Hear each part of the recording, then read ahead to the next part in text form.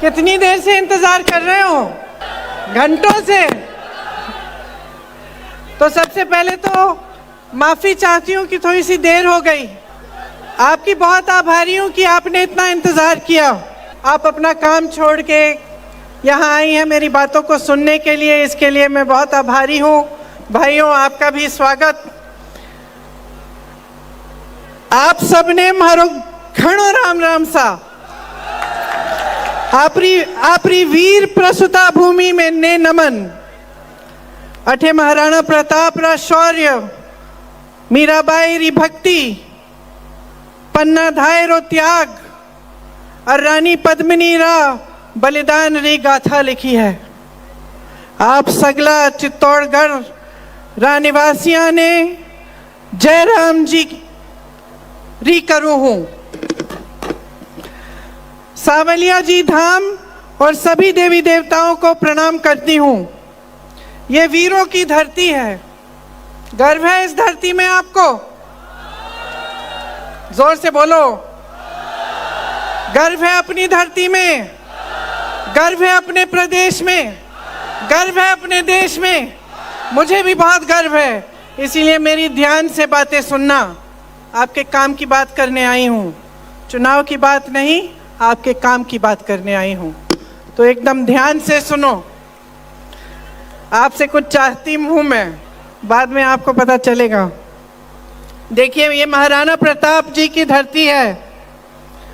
उनके साथ गाड़िया लोहारों ने एक शपथ ली थी कि जब तक चित्तौड़गढ़ आजाद नहीं होगा तब तक किले में प्रवेश नहीं करेंगे। मालूम है आपको ये कहानी?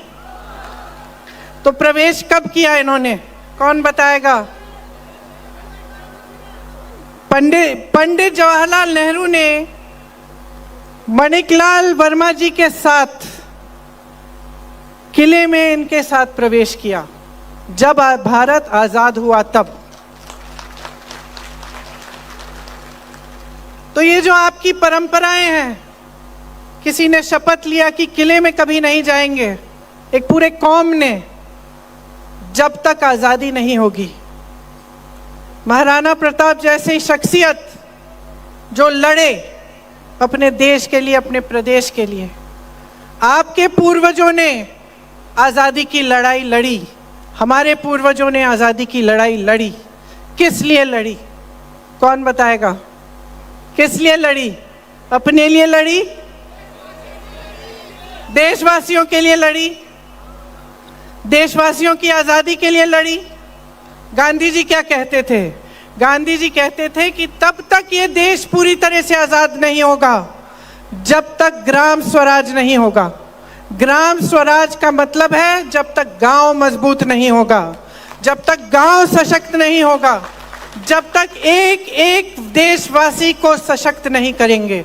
गांव से लेकर शहर तक हर जगह सबको आज़ादी में का एहसास होना चाहिए और सब सशक्त होने चाहिए। तो देखिए, बहुत साल गुजर गए, अब भाजपा के नेताओं के भाषण सुनते होंगे। उनके मुताबिक तो 70 सालों में कुछ हुआ ही नहीं।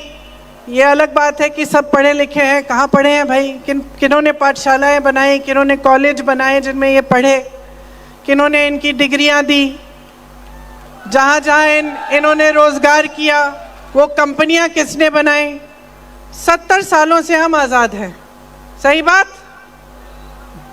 70 सालों से हम आज़ाद हैं और इन 70 सालों में हमारी राजनीति आस्ते आस्ते बदलती जा रही है। आप सबको मालूम है कि आज जो देश में परिस्थितियां हैं, जो देश में राजनीति स्थापित हुई है, वो किस तरह की राजनीति है? आप ही कह रहे हैं, धर्म पे आधारित राजनीति कर रही है भाजपा। तो ये धर्म के आधारित राजनीति होती क्या है? क्योंकि देखो, धार्मिक तो हम सब हैं, आप हो, मैं हूँ, सब है ना, मेरी बहनें, आप सब धार्मिक हैं, सब पूजा करती हैं। और आप सब नहीं तो जितने भी धर्म हैं हमारे देश में, उनके जितने भी मानने वाले लोग हैं वो सब धार्मिक हैं। हम हिंदुस्तानी हैं, हम सब धार्मिक हैं, चाहे हिंदू हो, मुसलमान हो, जैन हो, बौद्ध हो, दिल में धर्म है और सबकी आस्था है और सब उस आस्था को दिल में मानते हैं और अपने बच्चों को सिखाते हैं। कोई ऐसा धर्म है जो आपको सिखाता है कि एक दूसरों को मार काटो? कोई धर्म नहीं है ना, कोई ऐसा धर्म नहीं है। चाहे कोई भी धर्म हो, वो आपको सिर्फ अच्छी बातें सिखाएगा। वो सिखाएगा कि सबका आदर करो, मान सम्मान करो, सबसे प्रेम से बात करो, किसी को सहायता की ज़रूरत है उसकी सहायता करो, यही सिखाता है धर्म। तो ये धर्म पे आधारित राजनीति क्या है, कैसे उभरी और आज कैसे पूरे देश में चल रही है, इसके बारे में सोचने की बहुत आपको ज़रूरत है। बहुत महत्वपूर्ण बात है ये, क्योंकि देखिए मेरी समझ में ये ऐसी राजनीति है जो आपका ध्यान भटकाना चाहती है। क्यों? क्योंकि सब जानते हैं कि आप सब धार्मिक हैं, सब जानते हैं कि जब धर्म की बात करेंगे तो आपके जज्बात उभरेंगे। सब जानते हैं, बहनें, आपके घर कोई आए बड़ी धार्मिक बात करे और फिर बोले कि मुझे वोट दे दो, तो आपको बुरा लगेगा ना कि भाई धार्मिक इंसान है, अच्छी अच्छी बातें करके आया गया है, उसको तो वोट देना चाहिए। आपको ऐसा लगता है ना? लेकिन सोचो, वो इंसान आपके पास धर्म की बात चुनाव के समय क्यों कर रहा है? आपके पास आकर आपसे कुछ चाहता है। और आप समझिए कि ये जो राजनीति आपने पूरे देश में लागू होने दी है, ये आप ही का इस्तेमाल कर रही है। ये धर्म की बातें, जाति की बातें चुनाव के समय जो उठाते हैं, वो चाहते हैं कि अपना स्वार्थ आपसे साधें।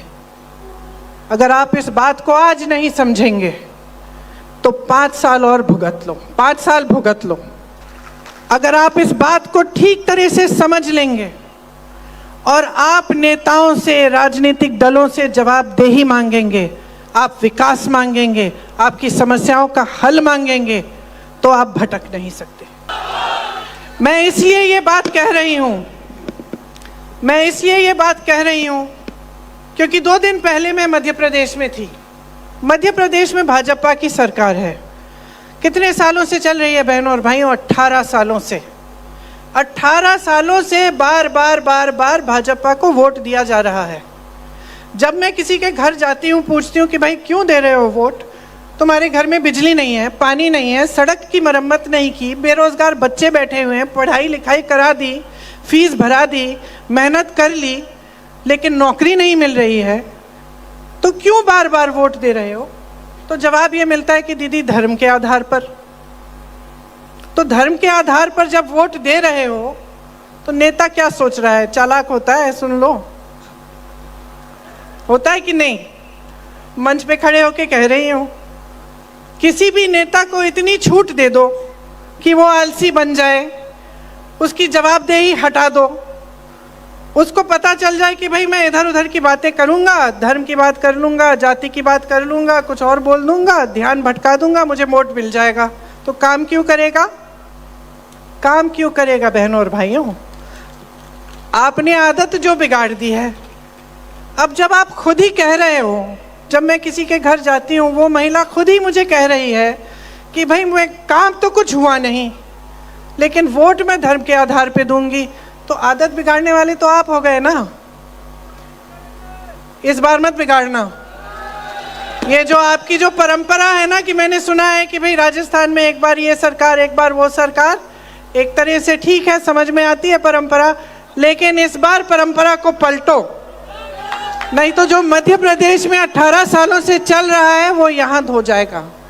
और मैं आपको बताना चाहती हूँ कि क्या चल रहा है। सुनिए, मैं गहलोत जी से हेलीकॉप्टर में पूछ रही थी कि गहलोत जी, आपके राज्य में कितने रोजगार दिलवाए हैं आपने? तो उनके साथी थे, उन्होंने कहा 3 लाख।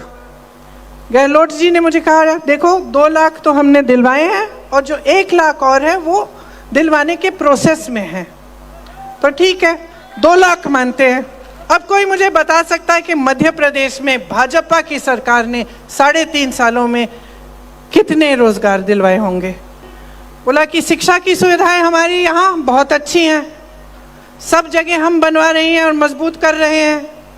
तो रोजगार में आप आगे, शिक्षा में आप आगे, महंगाई को देखते हैं। भाजपा के प्रदेशों में सिलेंडर का दाम कब होता है कम? जब चुनाव आता है। तब तक 1200-1400 तक ऊपर चढ़ गया, किसी ने कुछ नहीं कहा। चुनाव आने लगा, अचानक गिरा दिया 400-500। आपको सिलेंडर कितने में मिलता है? 500 में मिलता है। देखिए, आपको ना प्रदेश की सरकार ने केंद्र की नीतियों से बचा के रखा है। आपने कभी इस देश के इतिहास में ऐसी बात सुनी है कि महंगाई राहत कैंप लगा रही है प्रदेश सरकार और महंगाई बढ़ा रही है केंद्र की सरकार? कभी सुनी है ये बात? कभी ये नौबत आई है कि प्रदेश की सरकार को महंगाई राहत कैंप लगवाना पड़ रहा है? क्योंकि महंगाई इतनी बढ़ गई है। बहनों, आप तो कम से कम दिवाली मना पाई हैं।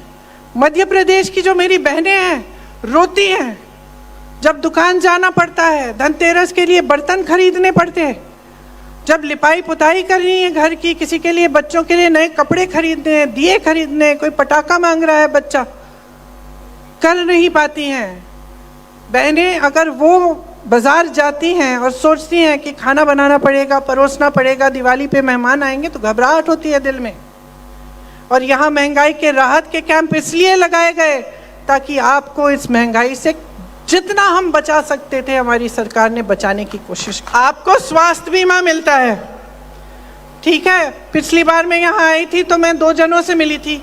एक का हार्ट का ऑपरेशन हुआ, उसने हाथ जोड़ के गहलोत जी को धन्यवाद दिया, बोला कि मुझको एक भी पैसा देना नहीं पड़ा।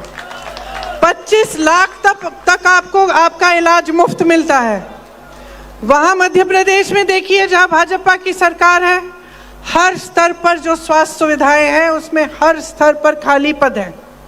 खाली पद हैं, ये नहीं है कि नौजवान नहीं है जो पढ़े लिखे हैं, उन पदों को भरा ही नहीं जा रहा है।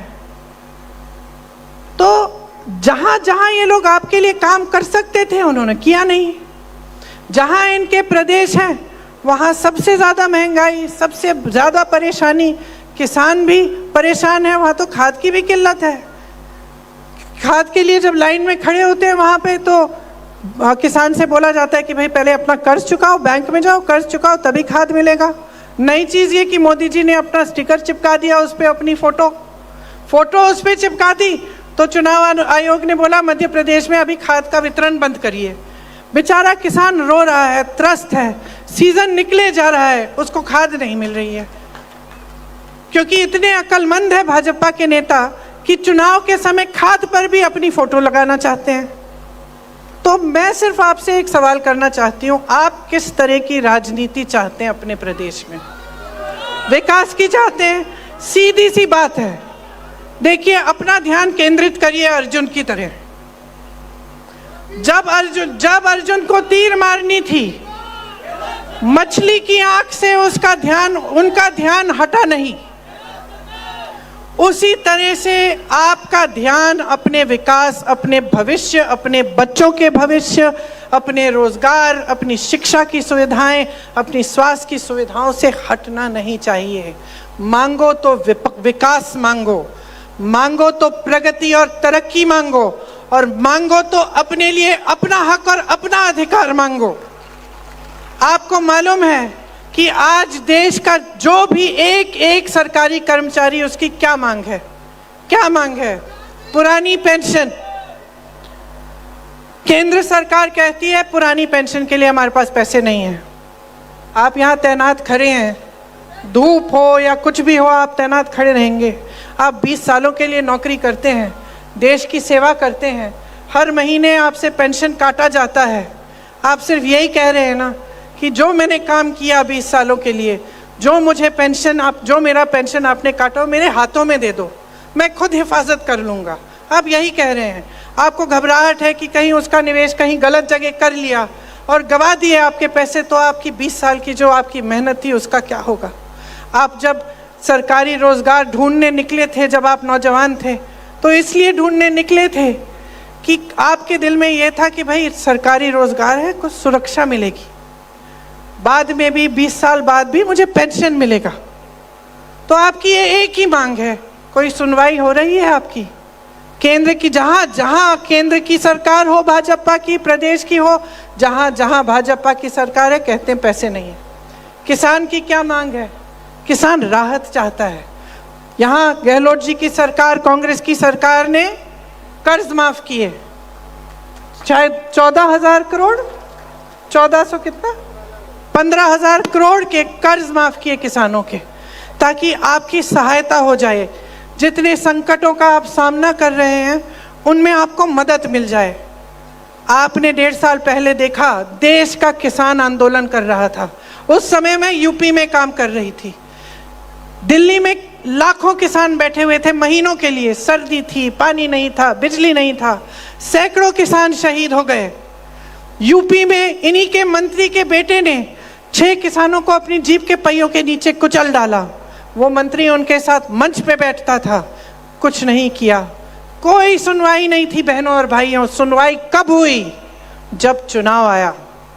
यूपी का चुनाव आ रहा था, अचानक काले कानून वापस ले लिए, तभी सुनवाई हुई। तब तक किसान की कोई सुनवाई नहीं थी, सरकारी कर्मचारी की कोई सुनवाई नहीं है। महिलाओं की 18 सालों से सरकार है मध्य प्रदेश में भाजपा की, महिलाओं की कोई सुनवाई नहीं, असुरक्षित हैं।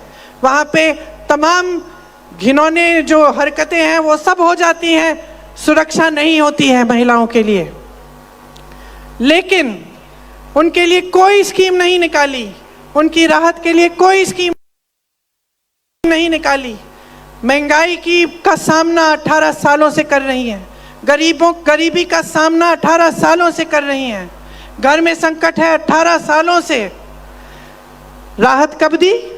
चुनाव के 2 महीने पहले। चुनाव के 2 महीने पहले एक स्कीम निकाली कि हम आपके खाते खोल दो, आपके खातों में हम पैसे डालेंगे, हर महीने डालना भी शुरू कर दिया चुनाव से पहले। ये सोच के कि जनता बेवकूफ़ है, ये सोच के कि महिलाओं को बेवकूफ़ बना सकते हैं हम। तो भाइयों और बहनों, इन बातों को बहुत गहराई से आपको समझना पड़ेगा, क्योंकि यही खेल आपके साथ खेला जा रहा है और यही खेल खेला जाएगा अगर आप भाजपा की सरकार लाएंगे। आप देखिए आसपास क्या है, जहां कांग्रेस की सरकारें हैं, जहां भाजपा की सरकारें हैं, उनकी तुलना करिए। मेरी बातों पे मत जाइए। आपको ये लगता होगा कि चलो ये तो कांग्रेस की नेता है तो बोलेगी कांग्रेस के पक्ष में, इसने तो आलोचना करनी ही है भाजपा की और भाजपा वाले हमारी करेंगे, हम भी कुछ कहते हैं उनके बारे में, वो भी कहते हैं। मैं कहती हूँ मेरी बातों पे जाओ ही मत।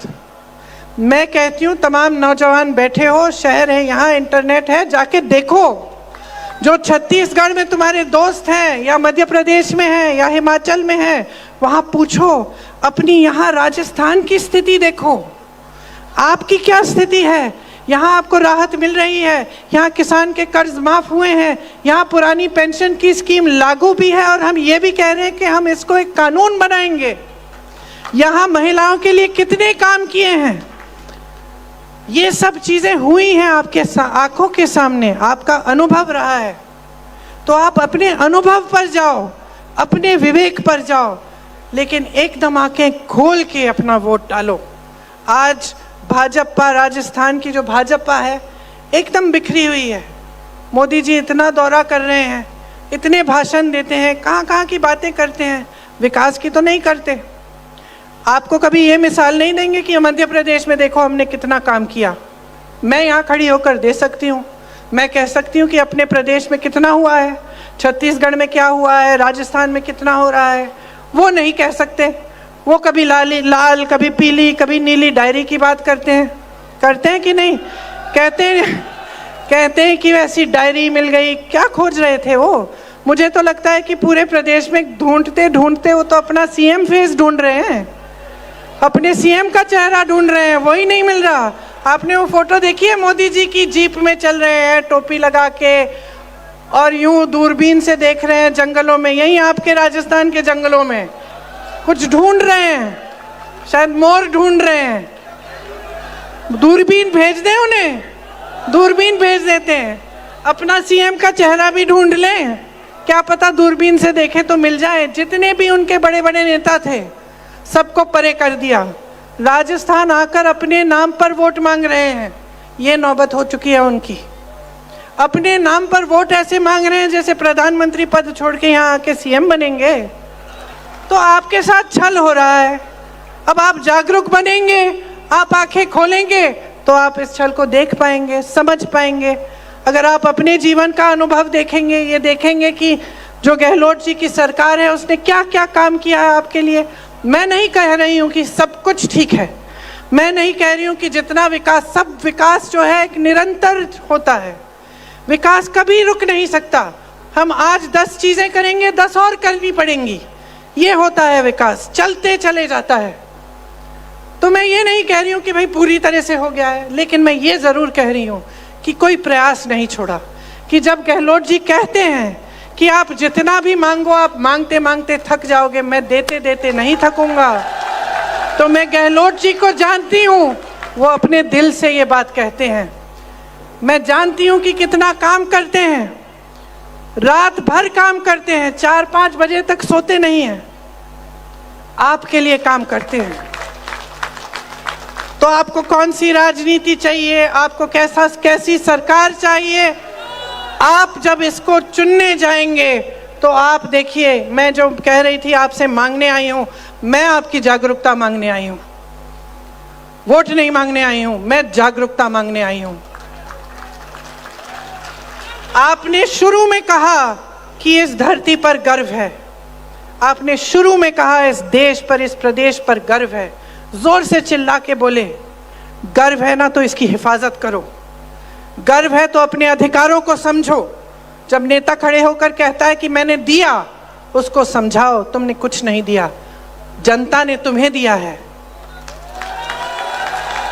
उसको जवाबदेह बनाओ। ये धर्म की बातें, जाति की बातें बहुत अच्छी बातें हैं, लेकिन जब वोट की बात है तो अपने काम की बात सुनो और उससे काम की बात मांगो, उसको जवाबदेह बनाओ। और अगर वो आपके लिए काम नहीं करता और आपको लगता है कि इसने विश्वासघात किया है, तो बदल डालो।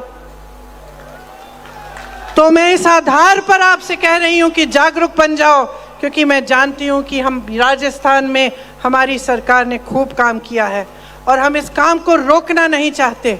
अब सही दिशा में चल रहा है प्रदेश। सही दिशा ये है कि आपकी संपत्ति आपकी जेब में जानी चाहिए। आज जो केंद्र की सरकार है आपकी संपत्ति छीन कर बड़े बड़े उद्योगपतियों को दे रही है, चाहे आपकी बड़ी बड़ी कंपनियां हो, चाहे बंदरगाह हो, चाहे हवाई अड्डे हो। आज किसान 27 रुपए कमाता है एक दिन में और अडानी जी 16,000 करोड़ रुपए कमाते हैं। मोदी जी कहते हैं कि आपके पेंशन के लिए पैसे नहीं हैं। 16,000 करोड़ रुपए के 2 हवाई जहाज सिर्फ मोदी जी के हैं, सरकार ने उनके लिए खरीदे और उन्हीं में घूमते हैं। 20,000 करोड़ का उन्होंने सुंदरीकरण किया है संसद भवन का, 70 साल पुराना था, उनको पसंद नहीं आया, लेकिन 70 साल से तो अच्छा खासा चल रहा था। 20,000 करोड़ खर्चे, जिस समय उन्होंने कहा कि 20,000 करोड़ रुपए खर्चेंगे संसद भवन के सुंदरीकरण के लिए, मालूम है आपको क्या था? कोरोना था। लोग ऑक्सीजन के लिए तरस रहे थे, मर रहे थे सड़कों पे, और ये सोच रहे थे सुंदरीकरण के लिए पैसे देने के लिए। और एक बात और बता देती हूँ, उस समय उत्तर प्रदेश के किसानों का जो गन्ना का बकाया था 15,000 करोड़ रुपए था भाइयों, 15,000 करोड़ का बकाया, और सरकार कह रही थी तुम्हें नहीं दे सकते, और हजारों करोड़ रुपए माफ करते हैं अपने बड़े बड़े उद्योगपति मित्रों को। तो ये सरकार, छोटे जो उद्योगपति हैं, छोटे जो कारोबार चलाते हैं, ये दुकानदार हैं जो मेहनत करते हैं ईमानदारी से दिन रात, उन पे क्या, उनको क्या मिला? जीएसटी मिली, नोटबंदी मिली। आप लोग देशभक्त हो, सब देशभक्त हो, आप कतार में खड़े हो गए। उसके बाद कोरोना है, आपको कोई राहत नहीं मिली। होना है, अपना भविष्य मजबूत बनाना है, अपने आप को सशक्त बनाना है, तो कांग्रेस की सरकार को जिताओ, 5 साल और दो। कुछ घोषणाएं हैं कि अगर सरकार वापस आएगी तो 1 करोड़ परिवारों को 500 रुपए में जो सिलेंडर मिलेगा, महिला मुखिया को 10,000 रुपए सालाना मिलेंगे, 2 रुपए प्रति किलो गोबर को खरीदा जाएगा, आपदा से पीड़ित परिवारों को 15 लाख तक की बीमा मिलेगी, हर छात्र को अंग्रेजी मीडियम की शिक्षा का गारंटी होगा, और जो ओपीएस है, जो पुराना पेंशन है, उसको हम एक कानूनी गारंटी बनाएंगे। तो देखिए, भाजपा बिखरी हुई है, हम एकजुट होकर लड़ रहे हैं, हमारा एक एक नेता आपके लिए समर्पित है। सही तरह की राजनीति अपने प्रदेश में है, उसको कामयाब करो, उसको 5 साल और दो ताकि आपका प्रदेश आगे बढ़ता चले जाए और रुके नहीं। मैं जानती हूँ कि अगर आप अपने विवेक के इस्तेमाल को करेंगे और आप समझदारी से सोच समझ के अपना वोट डालेंगे और वोट अपने ही पक्ष में डालना चाहेंगे तो आप कांग्रेस के हर उम्मीदवार को भारी बहुमत से जिताएंगे। आपको बहुत बहुत धन्यवाद देती हूँ। थोड़ा जल्दी बोली हूँ आज, क्योंकि मैं जानती हूँ आप बहुत समय से इंतज़ार कर रहे हैं। तो आप सबको बहुत बहुत शुभकामनाएं और बहुत बहुत धन्यवाद कि आपने मेरा इंतजार किया, ध्यान से मेरी बातों को सुना। The Maruti Nandan grand, Nathdwara स्थित एकमात्र ultra luxurious 5 star hotel. Rajsamand जिले की एकमात्र 5 star hotel the Maruti Nandan grand में भोजन की स्वादिष्ट थाली अब सिर्फ 290 रुपए में। श्रीनाथ जी की नगरी नाथद्वारा में इस सुनहरे अवसर का आनंद अवश्य उठाएं।